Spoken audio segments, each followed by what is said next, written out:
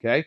First of all, this little phone holder here is dadoed in at a 15-degree angle. So to show you what I mean about the angle, we're going to take a phone and we're going to set it in here.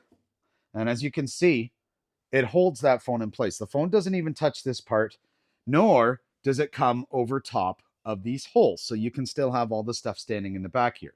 But you could also take a phone and you could put it sideways if you wanted to. You could put a tablet in there, all kinds of different stuff.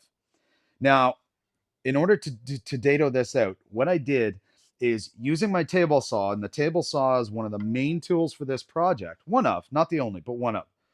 I put the table saw on a 15-degree angle, all right, or 75 degrees, depending on how you're measuring it.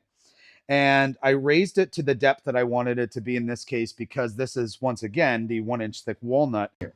My height in between is 2 inches in total. And really, it's perfect. So you can use it for all kinds of different stuff. And I'll show you an example. So if you want to put pencils in it, you could put a pencil in and it's going to hold it like that.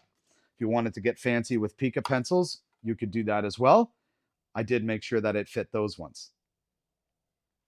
Now, you can go a little further than that if you want. I have one of these little micro oiling pens. This thing's amazing. If you don't have one, look it up, because you'll never regret getting it for your tools.